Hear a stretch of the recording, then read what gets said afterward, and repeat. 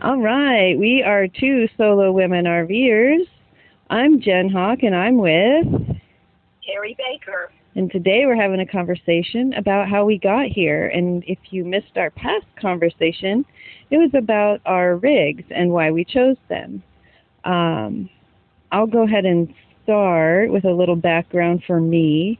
I became very comfortable outdoors after 11 years in Girl Scouts. And before that, it was, camping with family, hunting and fishing trips, and that taught me how to responsibly enjoy the out of doors. So that's kind of why I'm comfortable in this lifestyle. How about you, Terry? A little bit of background for you. What connects with how you live today? Well, I grew up in South Florida. My mother didn't allow my brother and I in the house, so we grew up outdoors. We lived along Corkscrew Creek. Sounds nice. In that. There were gators in that creek. I've had conversations with my siblings about what was Mother doing in the house, but it's a mystery. But I grew up outdoors, kind of in a very rural area. We didn't go camping much. I was interested in automotive stuff, and yeah. But I went camping as in 20-something. I enjoy camping. I enjoy being outdoors. Enjoy being remote. So, yeah, that's pretty much my background. Awesome. Do you want to talk about how you got to the decision of making this big decision and the transition to the decision to the transition? Yeah. We were talking about this a few days ago, and I can vector in on one Wednesday morning. I was in Portland visiting my daughter, and she had mentioned that she had heard of this new documentary. A girlfriend had told her about it. It was one of the very first documentaries about tiny house building, tiny house living. And she asked me if I would like to watch the documentary with her. And I said, sure. So, we gathered up our coffee and went into the living room. We were sitting on the couch. I was looking at that, and I asked her to pause it. We were halfway through. And I looked at her and I said, I could build a tiny house on wheels. And she looked and said, yeah, Mom, you could. Is that something you might do? And I said, yeah, let's finish watching it. It was that moment that absolutely sparked something in me. Now, obviously, that's not the way I went, but I pursued that for a long time. Quite a few years, actually. I went to a tiny house weekend retreat, and I bought blueprints. So yeah, you were on your way that way, yeah. I was on my way, and then COVID hit. So but if I could go back in my calendars, and I could pinpoint the very day that I thought, this is the way I want to live. I want to live small. I want to travel, and when I retire, I want to be mortgage-free. And usually far away from people. Well, there is that, yes. How about you, Jen? Well, it was a visual show kind of thing for me, too. It was a YouTuber from my same area, South Puget Sound, Washington State. And I remember it was October of 2019, and that's when our weather turns colder. I mean, summer's usually over by the end of September. And so I was, dreaming about our campaways online, watching people, and stumbled into all kinds of things like, what is it called when they build their shelter when they get there, bushwhacking or something like that. Oh yeah, sure, yeah. And then I stumbled into campers and then into trailers and Class C's, all kinds of RVs. And just a few short months later, COVID hit, right? And that was the same thing that you landed on. Yes. You said COVID, so that definitely had an influence for me. Was it an influence on your decision as well? Yes.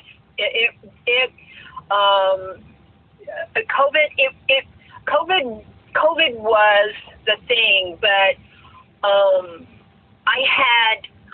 20 years older than you are. Mm-hmm. In partly 19, the last half of 19 and the first half of 20, I had 4 friends that died. They were non-COVID, but you get up to my age and people start dying. They were all cardiovascular disease, and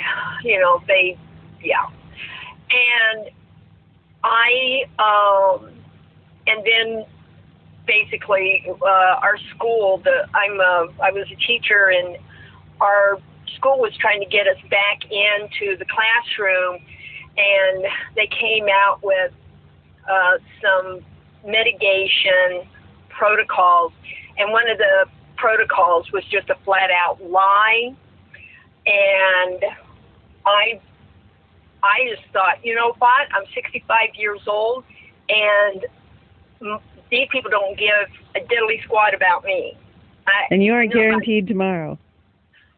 I'm not guaranteed tomorrow, and I was in good health.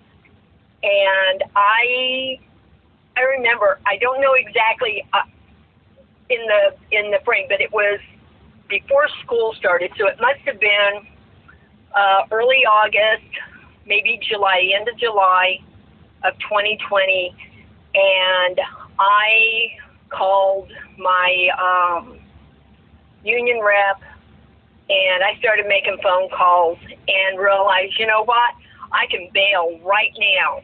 I suffered a financial hickey. I wasn't going to retire until 67 and a half. But the price was worth it that you paid. Yep. I just said, screw this. I'm bailing, and that's what I did. I never pictured myself going back to what I did either. Once the pandemic was here,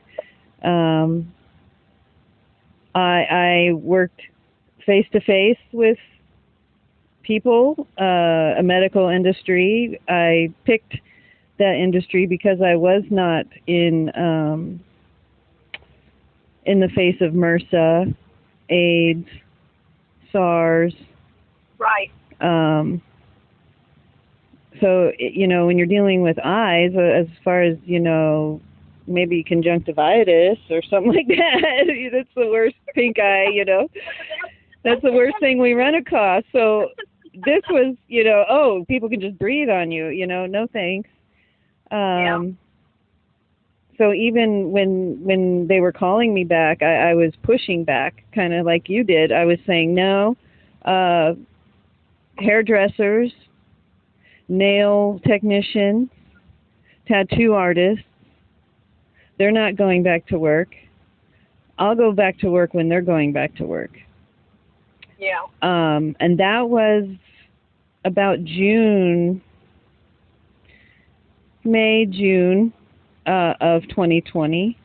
And that's about the same time that I had decided in my heart that really I didn't have it in me to go back to what I did for 25 years. Right. And then we also had decided that we were buying an RV. we didn't necessarily decide that we're shoving off and selling everything, you know, and leaving by then, but we had decided that we were buying an RV, and we will wait and see in October when our lease is up if we renew it or not, depending on the situation, the what the landscape of everything was at the time. But I am curious because a lot of other RVers that I've ran across made the leap during the COVID year. I know you did. I know I did. So I'm kind of curious if anybody listening, you don't have to be full-time like we are necessarily, but if you took off RVing, you don't have to be solo like we are, but did you take off RVing during 2020? I mean, everybody was talking about how it was the road trip summer. That's kind of why we decided to get the RV in spring before everybody else had the same idea. But yeah, I'm curious. Put it in the comments below. Let us know, did you make the leap in 2020? Was COVID-19 a factor in your choice? The other thing was I was just ready to basically trade my possessions for experiences. Mm-hmm. And that's kind of, you know, you have to let go, like you said before when we spoke. It takes a lot to take care of that stuff. I mean, that brings us to the next thing, you know. I mean, we already decided this is what we're doing, but then there's big steps that you have to take to get rid of stuff. Yeah. And then there's also some emotions behind all that. But how did you liquidate? Did you leave somewhere ready to come back to in case it didn't work? Do you have a storage unit somewhere? What's your secret? Well, that's not I do have a storage room. It's the smallest one I could find. Just for I have a side business. I'm an American Heart Association BLS CPR instructor, and so I have a lot of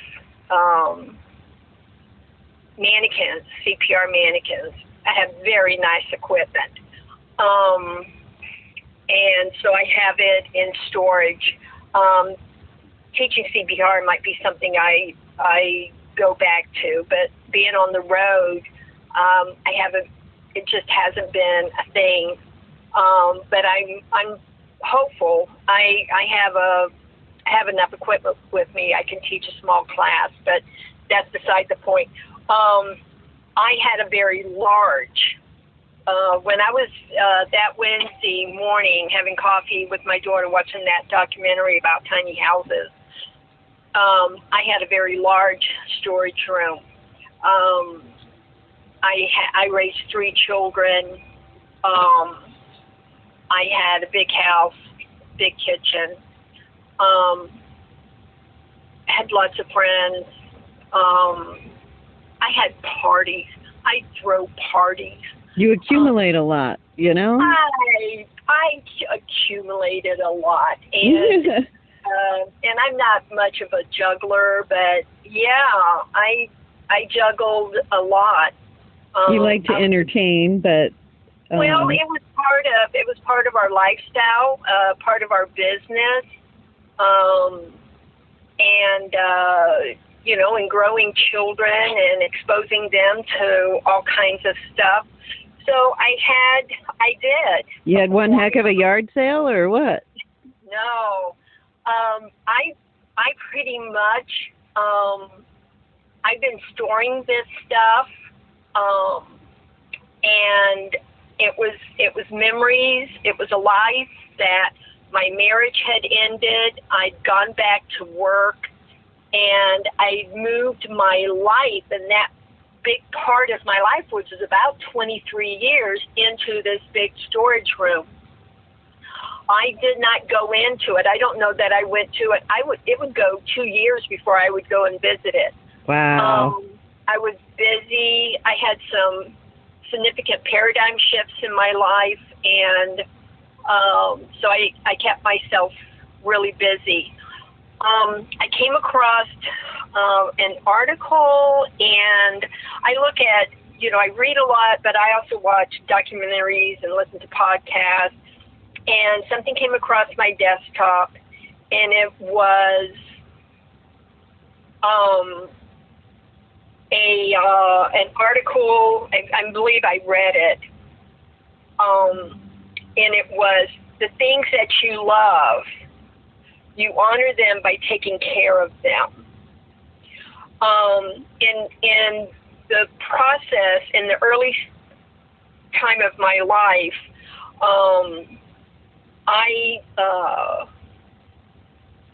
I had my youngest child had died, and she was cremated, and I had half of her in an urn. The other half went to her father, and I had her urn on my in my bedroom on my dresser, and I remember reading this article, and probably the most precious thing I had in my life at that time was that urn sitting on my dresser. Right. And everything else could burn to the ground, right? Yeah, but you couldn't see the urn because I wasn't honoring it. I see what you're saying. It made me, in looking at how I was treating that urn, made me rethink, what am I doing? I'm hanging on to this stuff. And so that night, I cleaned off my dresser, and I put my baby in a place of honor, and I have continued to honor her. And she travels with me, and she's in a place of honor, and I take care of her. Yes. It was shortly thereafter, a day or two after, I went to the storage room, and I looked inside, and even though it was out of the weather, if you don't use stuff and take care of it, it starts decomposing. And I realized I am not honoring my memory. I would say deteriorating. I hope it's not decomposing. My memories are deteriorating, and this is not pretty. And I had already, outside of the storage room, I had started purging stuff, and I started purging. And what I did is that I just started giving stuff away. I started with, I think it was Marie Kondo or somebody like her, organizational expert, said start with your least favorite space, and that was my kitchen, because I don't like to cook. I cooked for my children. I love cooking for my family. I never cooked. Before I got married, I never cooked for myself, and I still don't. It's kind of it's not something that I do. And so I got rid of my kitchen. That was really easy, but that set me up for letting go of other stuff. And it actually does get easier. When I got down to the nitty-gritty of it, and I found that, and this took place over a couple of years. I mean, it was a slow process. But when I got down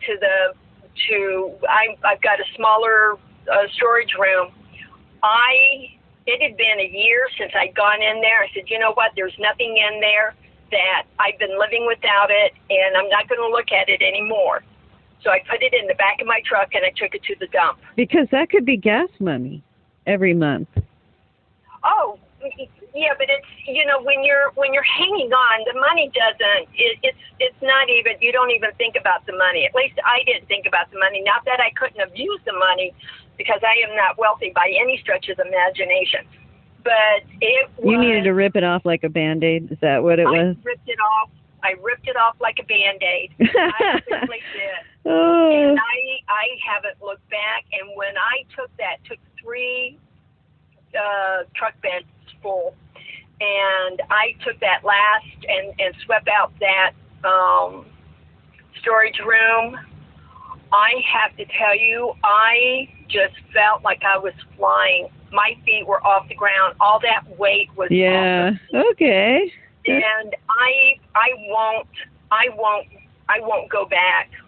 I just no. I don't think my children are. And I also asked my children. I have 2 older children.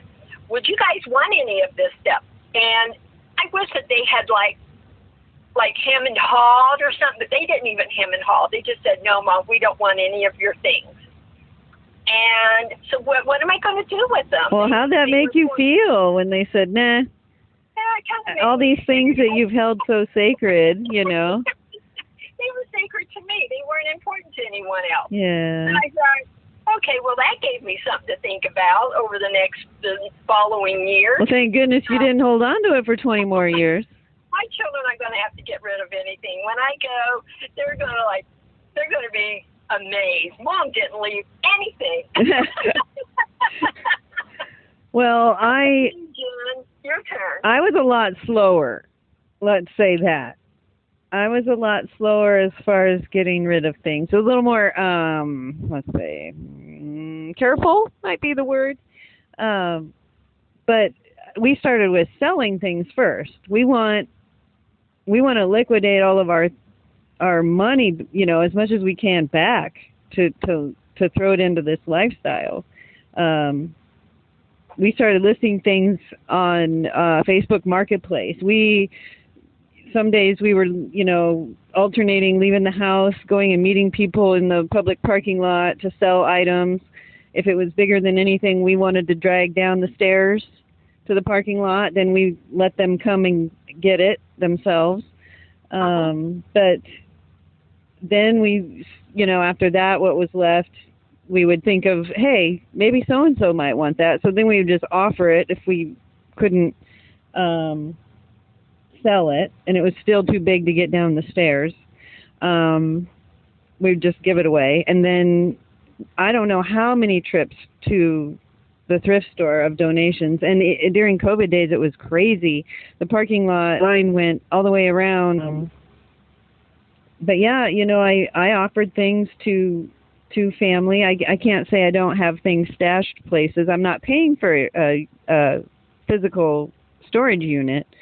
But I have, you know, keepsakes at my mom and dad's, antique furniture that was passed down to me. I have a couple little boxes at another family member's house. But other than that, I have everything on board. And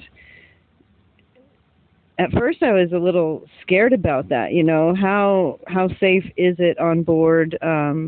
Do I need alarms, you know, cameras, all this stuff?